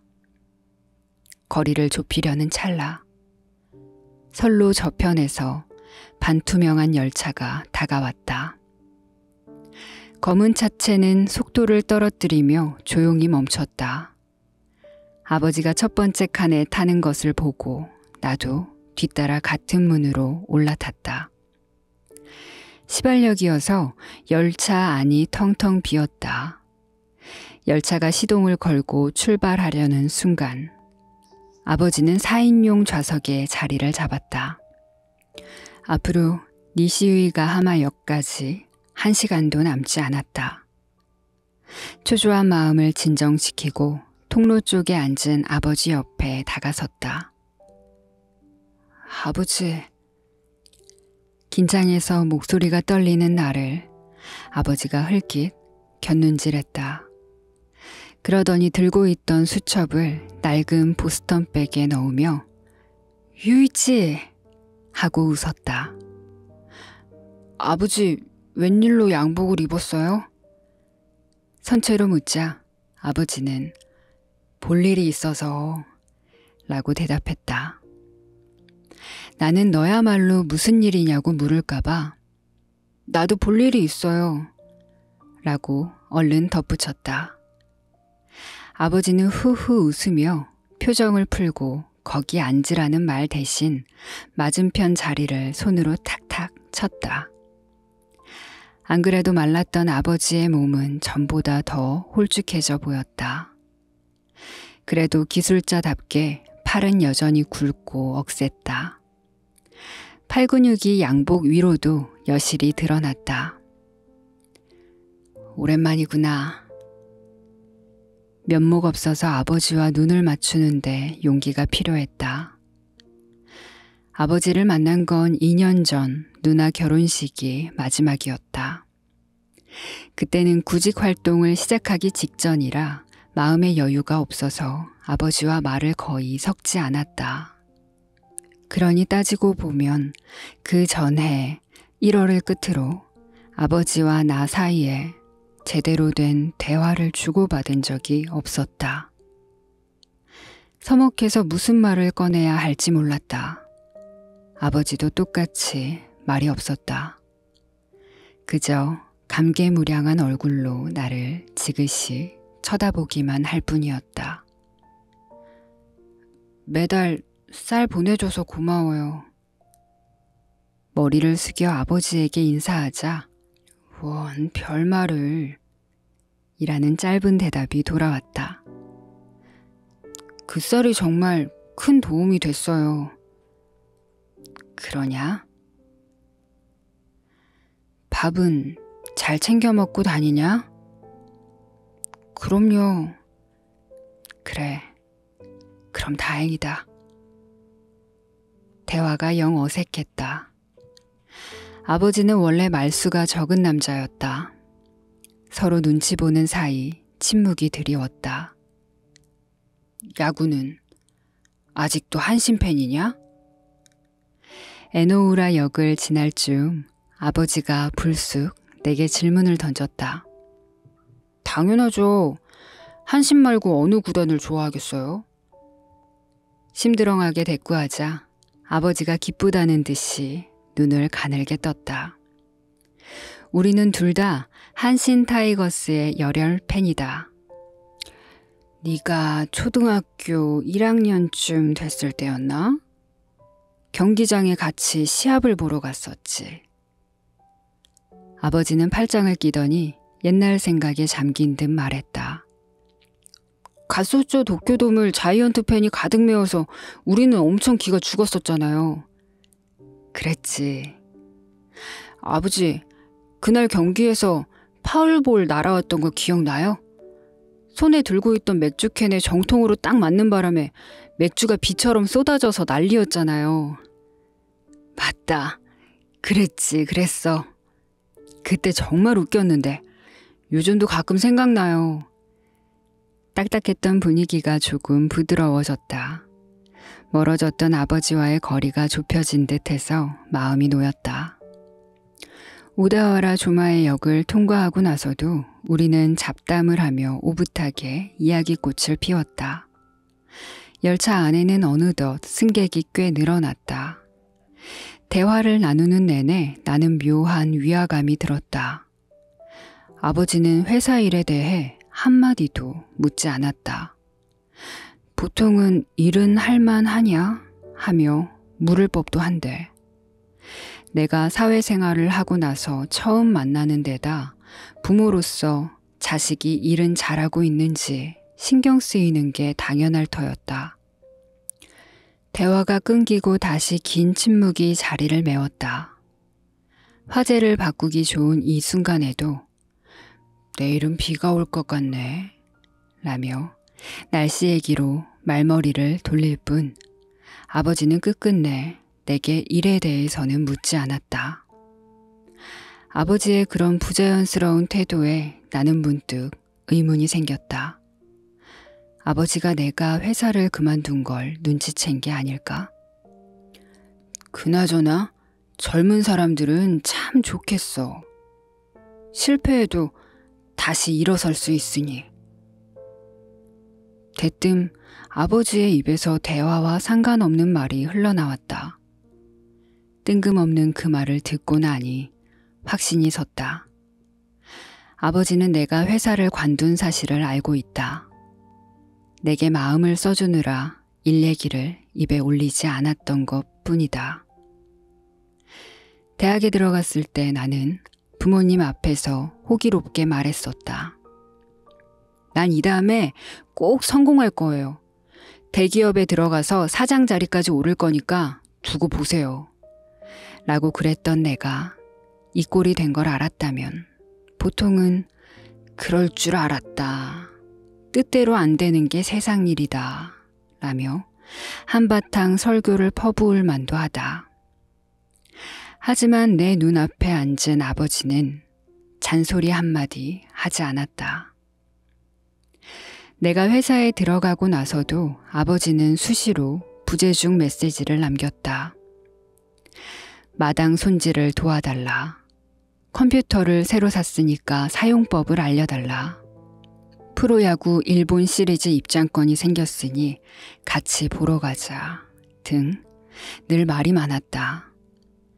지금 생각해보면 그건 전부 나와 만나서 대화하려고 만들어낸 핑계였다. 아버지, 나도 모르게 입술이 벌어졌다. 나 여태 아버지한테 효도를 못했어요. 이 말을 내뱉고 나니 아버지 얼굴을 똑바로 볼 수가 없었다.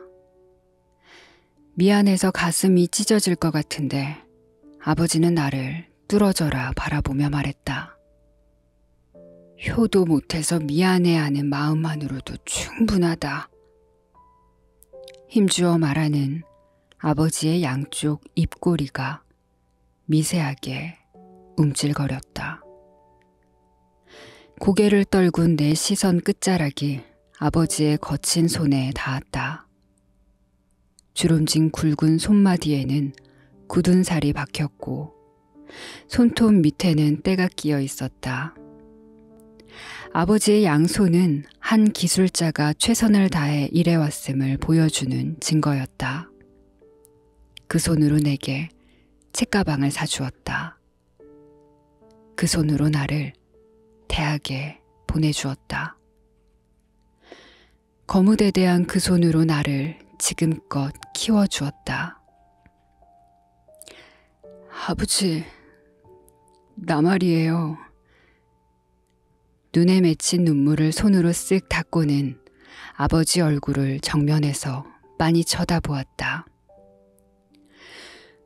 나 옛날부터 마음속으로 아버지 직업을 부끄럽게 여겼어요. 맨날 더러운 작업복만 입고 있으니까 하찮아 보였어요. 그런데 실제로 내가 사회생활을 해보니까 일이 얼마나 힘든지 알겠더라고요. 아버지, 정말 죄송해요. 내가 잘못했어요. 목구멍에 걸린 눈물을 삼키며 나는 계속 아버지에게 사과했다. 내 생각이 틀렸어요. 죄송해요. 정말 잘못했어요. 죄송해요. 죄송해요. 아버지 정말 죄송해요. 나는 울먹이면서 연신 고개를 숙였다.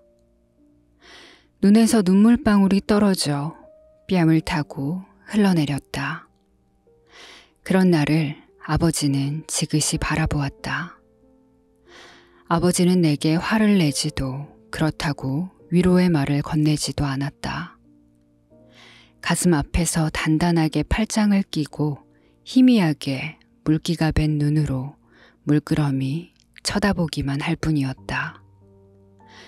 그런데 내가 난 아무짝에도 쓸모없는 놈이에요 라고 내뱉자마자 바보 같은 소리 집어치워!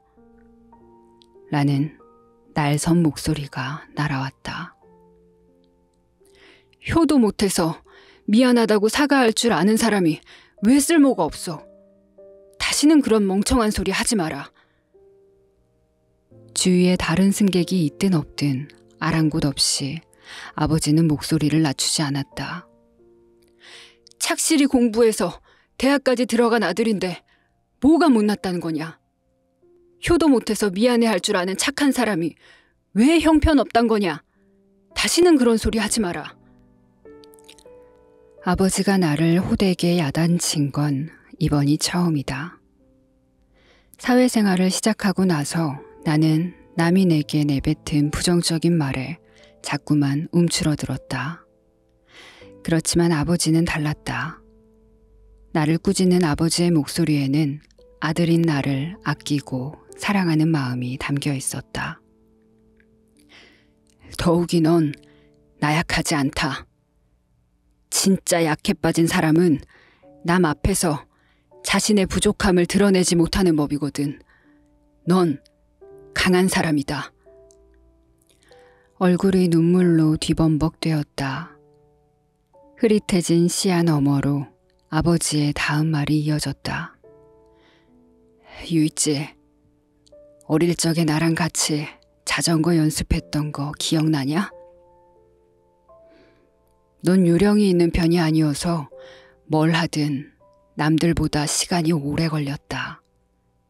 그렇지만 첫 단추만 끼우고 나면 다른 사람의 갑절로 성과를 내고는 했지. 자전거도 마찬가지였고 올라타는 데까지 시간은 걸렸다만 넌 그때도 포기하지 않았다. 넘어지고 또 넘어져도 다시 일어났지. 넌 할 수 있다. 너라면 할 수 있어. 너라면 꼭 할 수 있고 말고. 막힘없는 아버지의 말에는 한치의 망설임도 섞여 있지 않았다. 압도적이고 강렬한 기운을 내게 불어넣어준 덕분에 온몸에 힘이 솟아났다. 열차는 어느덧 고이소역을 통과하고 있었다. 아버지, 나한테는 어떤 일이 맞을까요? 호흡을 가다듬고 물었다. 아버지는 그야 실제로 일을 해보지 않으면 알 수 없지만 이라고 미리 전제를 깔고 나서 이렇게 말했다. 한 가지만 말하자면 남에게 고맙다는 말을 듣고 네가 기쁨을 느끼는 일을 하면 좋겠구나. 고맙다는 말이요? 그래. 그게 일하는 보람이거든. 그러려면 사람을 많이 만나야 해. 사람을 꺼리면 안 된다. 삶에서 해답을 가르쳐주는 건 언제나 사람이거든. 컴퓨터나 로봇이 아니라 모든 걸 가르쳐주는 건 사람이다. 그러니 용기를 내서 사람을 만나봐라. 사람들과 대화도 많이 하고. 지금까지 아버지와 얼굴을 마주하고 이런 이야기를 나눈 적이 없었다. 아버지와 좀 더 대화하고 싶다. 더 많은 가르침을 얻고 싶다. 하지만 남은 시간이 얼마 없었다. 열차에 오른 지 벌써 40여 분이 지났다. 이번 역은 지가사키 카이간역입니다. 지가사키 해안이 가까워지자 열차가 속력을 점점 늦추기 시작했다. 곧 아버지와 헤어진다 생각하니 입술이 파르르 떨렸다. 이제 그만하고 가봐라. 아버지가 달래는 말투로 지시했다. 내가 자리에서 일어날 기미를 보이지 않자 아버지는 내 팔을 잡고 이제 그만 가라니까 라며 억지로 일으켜 세웠다. 나는 문 앞에 서서 차마 아버지 쪽으로 뒤돌아보지 못했다. 아버지 얼굴을 한 번 더 봤다가는 도저히 내릴 수 없을 것 같아서였다. 열차 속도가 급격히 떨어졌다. 요란스레 덜커덕거리던 소리가 잠잠해지더니 문이 힘차게 열렸다. 밖으로 발을 내디디려는 찰나 유이치 하고 부르는 음성이 내 귀에 날아들었다. 고개를 돌릴지 말지 망설이다가 천천히 아버지 쪽을 돌아보았다. 다 컸구나. 팔짱을 낀 아버지가 만족스러운 표정으로 실눈을 짓는다. 나는 열차에서 내렸다. 창문 너머에서 아버지의 두 눈이 나를 계속 응시하고 있었다. 행여 눈물이 터질까봐 아랫입술을 꽉 깨물고.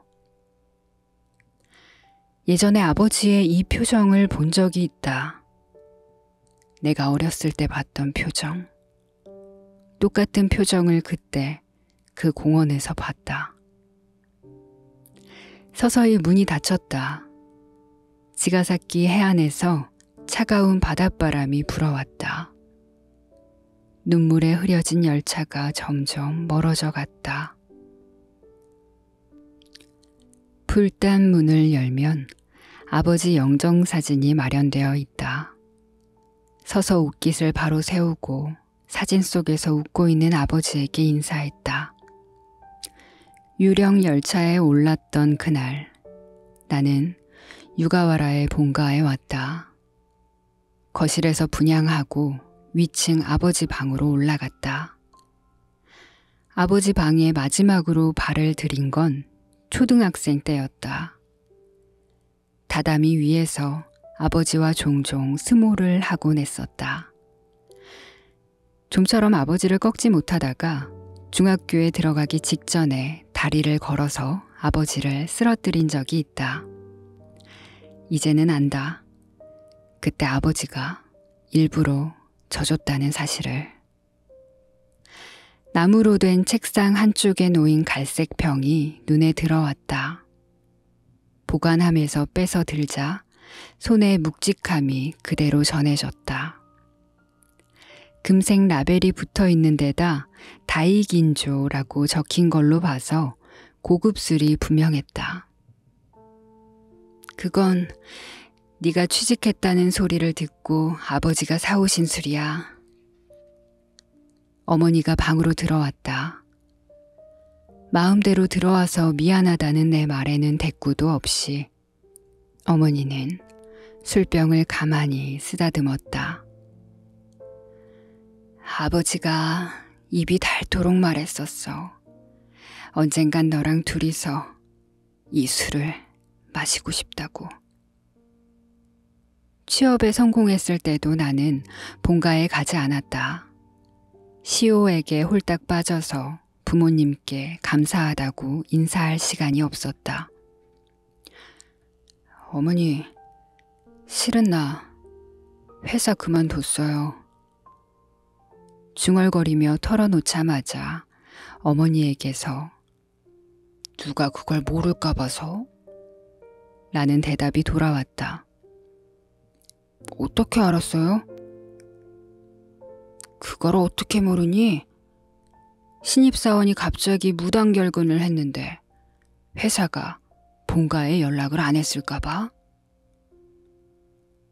할 말을 잃은 내게 어머니는 목소리를 낮추며 이렇게 덧붙였다. 아버지가 입단속을 단단히 시켰어. 유이치는 최선을 다하고 있을 테니까 절대로 먼저 말하면 안 된다지 뭐니. 넌 넘어져도 제 힘으로 일어나는 애라고. 네가 먼저 말할 때까지 기다리자고 했었어. 어머니의 얼굴을 똑바로 볼 수 없었다. 후회가 물밀듯 몰려왔다. 사고 났던 날 아버지가 왜 열차에 타고 있었는지 아니? 입을 다물고 있던 내게 어머니가 의미심장한 얼굴로 물었다.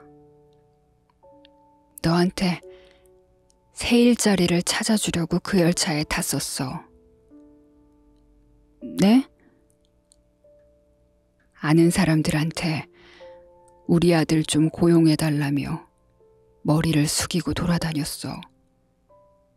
안 그래도 맨날 일하느라 녹초가 돼 있었는데. 그런데도 쉬는 날만 되면 잘 입지도 않던 양복을 꺼내 입고 굽신굽신 사정하러 다녔어. 입술이 바르르 떨렸다. 온갖 감정이 교차하더니 마침내 기억 저편에 묻혔던 점과 점이 하나로 연결되었다. 올해 1월 말에 간토노동 기준청 이름으로 20만 엔이 입금된 적이 있었다. 인터넷에서 찾아봐도 그런 이름을 가진 기관은 존재하지 않았다. 당신은 착오로 입금된 것이라고 생각했지만 이제야 분명히 알 것 같았다. 그 돈은 아버지가 나에게 보내준 것이었다. 내 자취방에 쌀 말고 식료품도 배달됐었는데 그것도 아버지가 보냈어요? 거친 숨을 내쉬며 묻자 어머니가 고개를 끄덕였다. 나 자신이 너무 한심해서 용서할 수 없었다. 아버지의 방에 있을 자격이 없는 인간 같아서 방을 뛰쳐나갔다. 집 밖으로 나가자 눈앞에 익숙한 공원이 펼쳐졌다. 초등학생 때 이 작은 공원에서 여름 축제가 열렸다. 부모님 손을 잡고 들떠있는 아이들을 힐끔거리며 나는 혼자서 축제를 구경했다.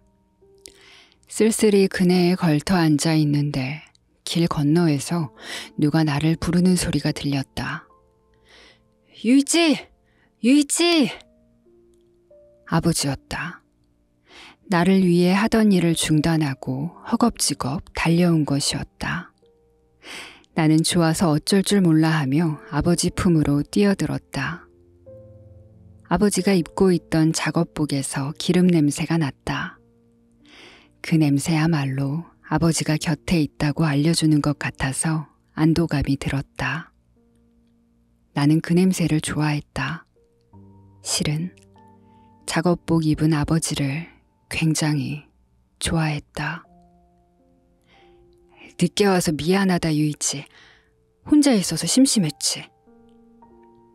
쭈그리고 앉아 나와 눈높이를 맞추던 아버지의 눈동자가 젖어 있었다. 입술을 악물기도 하며 아버지는 내게 미안하다, 미안해 하고 거듭 사과했다. 유령 열차에서 내릴 때 아버지가 마지막으로 지었던 표정. 그 표정은 바로 그날 공원에서 본 아버지의 표정과 똑 닮았다. 이렇게 민폐를 끼치는 아들인데도 불구하고 아버지는 내가 아니라 자신을 탓하는 사람이었다. 아들이 회사를 그만둔 건 자기가 제대로 얘기를 들어주지 않았기 때문이라고. 내 아버지는 마지막 순간까지 아들의 허물을 감싸는 사람이었다.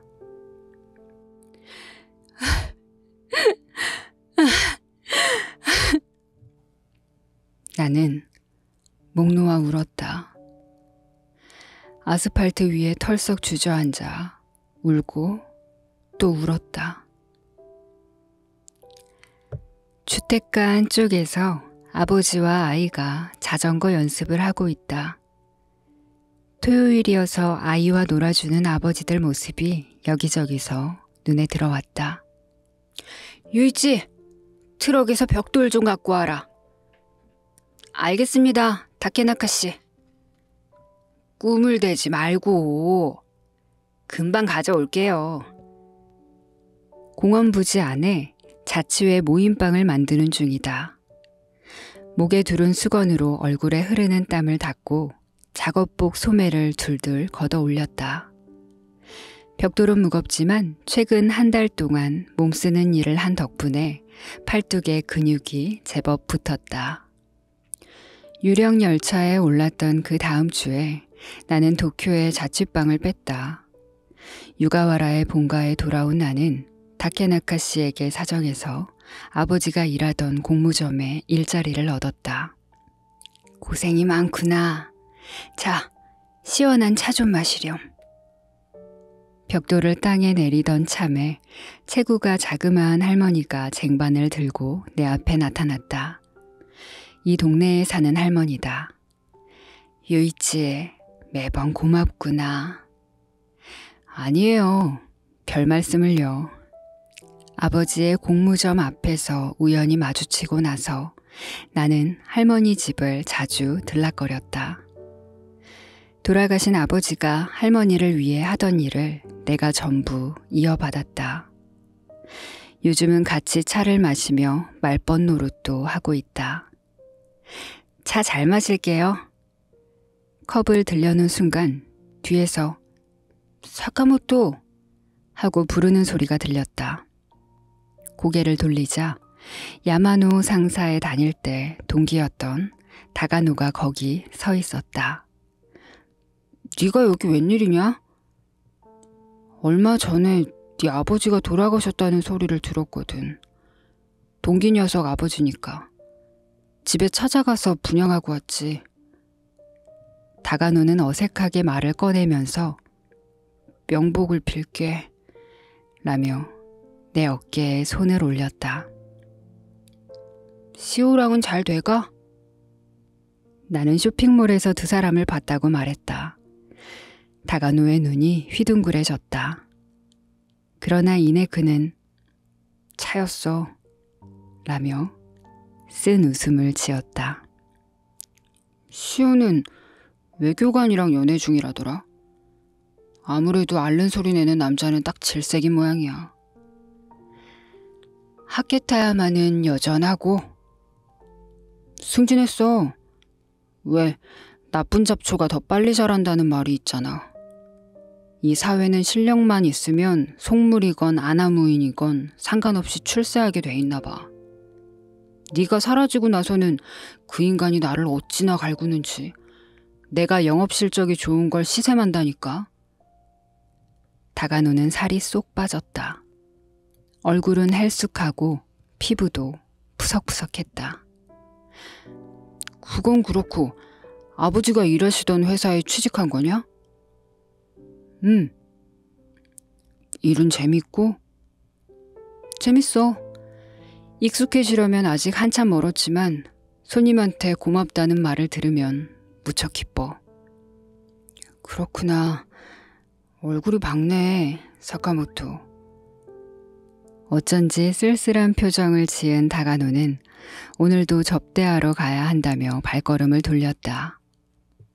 다가노! 멀어져가는 등에 대고 그의 이름을 불렀다. 휙 돌아서는 다가노에게 나는 짧은 응원을 보냈다. 힘내! 그래. 라며 대답하는 다가노의 표정이 살짝 풀어졌다. 가볍게 손을 흔들며 그는 다시 역 쪽으로 걸음을 뗐다. 비스듬히 기울어진 태양이 온 동네를 오렌지색으로 물들이기 시작했다. 자전거 연습을 하던 소년 옆에는 아직도 아버지가 곁을 지키고 있었다. 머지않아 저 아이에게도 성공을 맛볼 날이 찾아오겠지. 나는 아버지가 일하던 회사에서 새 출발을 하기로 결심했다. 나는 아직 어설프다. 하지만 언젠가 존경하는 아버지를 뛰어넘는 기술자가 되고 싶다. 이 회사의 사장이 되고 싶다. 아버지를 넘어서는 것이야말로 진짜 아버지의 은혜를 갚는 길이라 믿는다. 그리고 그 바람을 이루는 날이 오면 아버지 방에서 그 술병을 열고 싶다.